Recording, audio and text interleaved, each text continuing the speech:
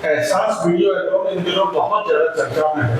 शाहिद माल्या जो बॉलीवुड के मशहूर सिंगर हैं, उन्होंने गाया और एक्टिंग ऐसे दो कलाकारों ने की जिनका पहले से ही एक बड़ा परिचय रहा है। सबसे पहले हम आपका परिचय कराते हैं रवि जी से।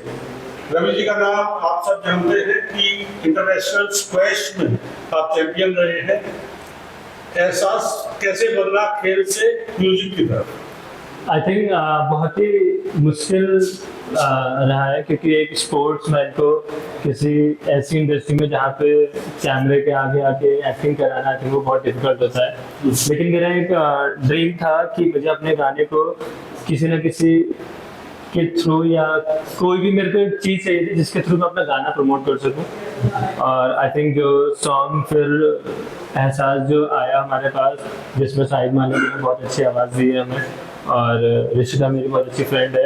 तो ऋषिका को जब मैंने बात बताई तो शी वाज लाइक कि ओके हम ये करते हैं। और आई थिंक इस गाने के थ्रू फिर हम लोगों ने ये डिसीजन लिया कि ये अपने गेम और गाने को दोनों को दिखाने के लिए। एक्टिंग की दुनिया में आप पहले भी आ सके हैं, जोर का झटका, हाँ जी, उसके बारे में भी एक बात थोड़ा जाने। तो जोर का झटका आई थिंक बहुत साल पहले एक रियलिटी शो था जो मैंने किया था, वो भी स्पोर्ट्स से रिलेटेड था। तो आई थिंक जो भी इंडस्ट्री में स्पोर्ट्स से रिलेटेड चीज़ें आती है मुझे बहुत अच्छा लगता है करने में, और वो मेरे को बहुत मोटिवेट करता है। तो वो भी एक रियलिटी शो था जिसको होस्ट शाहरुख खान जी ने किया था। तो वो भी बहुत हिट शो रहा है और बहुत ही अच्छा। जी बिल्कुल, हिट गाना ये भी रहने वाला है। लेकिन इस गाने के बारे में दो सवाल एक साथ हैं। क्या ये गाना आपकी जीवन पर है, और इसमें इस खेल को कैसे दिखा है? यस, डेफिनेटली ये गाना मेरे रियल स्टोरी पे ही बेस्ड है। और क्योंकि जब इस गाने के लिए हम बैठे थे, जब स्क्रिप्टिंग करा रहे थे, तो मुझे ये चाहिए था कि इस गाने को मुझे एनी हाउ दिखाना है। तो उस गाने को दिखाने के लिए ही पूरा वो सिनेरियो तैयार किया गया, और फिर आप लोग के सामने ये एहसास, मैं और ऋषिका दोनों एहसास के साथ। आपके साथ सवाल लगातार जारी रहेंगे, लेकिन आपसे बात करना चाहेंगे ऋषिका, इस गाने को लेकर आपका एक्सपीरियंस क्या रहा? बहुत ही खूबसूरत सी जर्नी रही है। मतलब पहले इन्होंने मेरे पास आइडिया पिच किया कि ऐसा ऐसा कुछ हम करने का प्लान कर रहे हैं, तो लेट्स डू इट, कुछ करते हैं। फिर मुझे बताया कि सिंगर कौन होने वाले हैं, तो मेरे लिए और भी ज्यादा एक्साइटिंग था ये चीज, क्योंकि शाहिद सर के गाने मैं बहुत सुनती हूँ। मतलब ऐसा है कि आप कभी भी सुन सकते हो उसके गाने। तो उसके बाद मिले, करा, सब प्लान आउट हुआ चीजें, फिर शूट हुआ, और शूट भी इनके साथ इतना चिलपिल था। मतलब कि ऐसा बोला जाता है कि आपका को-एक्टर अच्छा हो, सामने वाला सुनने वाला हो, तो आपकी एक्टिंग और निकल के आती है, थोड़ा इजी हो जाता है काम करने में। शूटिंग के दौरान कुछ एक्सपीरियंस? शूटिंग के टाइम पे हाँ, मतलब मैं वही बता रही हूँ कि ये ऐसे है ना कि सुनते हैं, अगर इनको बोली जाए कोई चीज, मैं इनके आगे अपने थॉट रख सकती हूँ कि मैं ऐसा कुछ चीज चाह रही हूँ, ऐसा हम ये चीज कर सकते हैं, तो ये मानते हैं बात कि हाँ अच्छा आइडिया, ऐसे करते हैं ये। तो जब एक को-एक्टर आपकी सुनता है ना, तो एक एक्टर के लिए बहुत आसान हो जाता है काम करना। जी बिल्कुल। रवि, फिर आपके पास एक बार दोबारा आना चाहेंगे इस गाने की थोड़ी स्टोरी और इसके शूट के दौरान का एक्सपीरियंस। आई थिंक जो सबसे डिफिकल्ट शूट के लिए जो ऋषिका बहुत परेशान हो रही थी कि जो शॉर्ट वाला जो सीन है उसको हम कैसे सीन शॉट लेंगे, क्योंकि इसको खेलना नहीं आता है। तो मैंने बोला बहुत इजी है, तो इसको मैंने थोड़ा सिखाया, and then she got comfortable.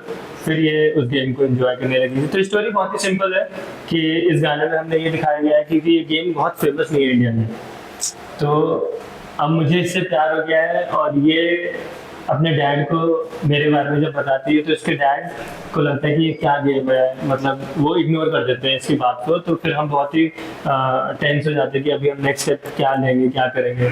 सो तब आप दो तरह की चीज़ें सोचते हो, या तो नेगेटिव या पॉजिटिव। तो समहाउ बिकॉज हम लोग की बॉन्डिंग वो इतनी अच्छी थी, तो मैंने पॉजिटिव ही सोचा। एंड देन फिर जो मेरी इस गाने को, जब मैं इंडिया का पहला एशियन चैंपियन बना हूँ, तो आई थिंक वो जब हिस्ट्री क्रिएट हुई है, तब पूरे इंडिया में वो न्यूज़ पब्लिश और हर जगह जब गई है, तब इसके डैड ने भी वो चीज़ देखी, और फिर इसके डैड ने मुझे मिलने के लिए बुलाया, और तब हमारी वहाँ पे ये एंडिंग है उस गाने की। जी, बॉलीवुड का दूसरा प्रोजेक्ट आपका कह सकते हैं बड़ा आ चुका है, फ्यूचर क्या? आई थिंक फ्यूचर ऑलरेडी मैंने जो रेड रिबन के साथ मैंने 3 गाने साइन किए हुए हैं, तो ये अभी पहला सॉन्ग है। ऑल तो इसका रिस्पांस काफ़ी अच्छा आ रहा है। क्यों? क्योंकि ये स्पोर्ट्स से रिलेटेड एक सॉन्ग है और इसको जितने भी यंगस्टर है वो उसको रिलेट कर पा रहे हैं कि आपको हमेशा नेगेटिव सोचना नहीं है, आप पॉजिटिव सोच के चीज़ें आगे बढ़ सकते हो, चीज़ें कर सकते हो। तो आई थिंक जो मेरे बाकी के 2 सॉन्ग होंगे वो भी रिलेटेड टू स्कॉच तो नहीं होंगे, बट समवेयर कुछ वैसी स्टोरी होगी जो यंगस्टर को बहुत पसंद आए, क्योंकि मैं कोई नॉर्मल ऐसी लव स्टोरी या वैसा कुछ नहीं करने वाला हूँ। तो it has to be some message उस सॉन्ग के अंदर। तो आई होप कि अगर मैं और ऋषिका सेकंड सॉन्ग भी अगर ये अवेलेबल रही तो, क्योंकि ये बहुत बिजी रहती है, ये काफ़ी OTT और वर्टिकल में बिजी रहती है। तो लेट्स होप कि अगर हम सेकंड सॉन्ग कर रहे हैं तो फाइनली आपसे चाहेंगे कि इस गाने की जो पूरी टीम है, producer, director, music director, singer, सबका एक थोड़ा थोड़ा परिचय। तो इसको रेड रिबन ने प्रेजेंट किया है और जो इसके डायरेक्टर हैं काफ़ी senior experience mister Prabhakar Shukla ji ने डायरेक्ट किया है। इसके जो DOP हैं हमारे सनी, वो बहुत अच्छा लड़का है और प्रोड्यूस मैंने करी है, प्लस रेड रिबन इसमें को प्रोड्यूसर है। तो ये मिलके एक चीज़ बन के निकल के आई है।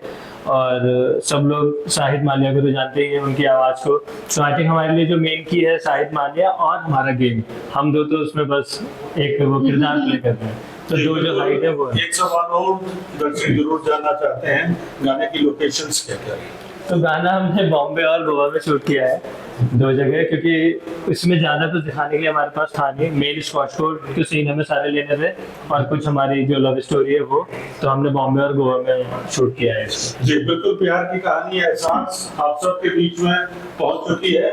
हम चाहेंगे कि आप सभी भी इस गाने को बहुत सारा प्यार दें और इस गाने को आप खुद देखें और परिवार के साथ और दोस्तों के साथ जरूर देखें।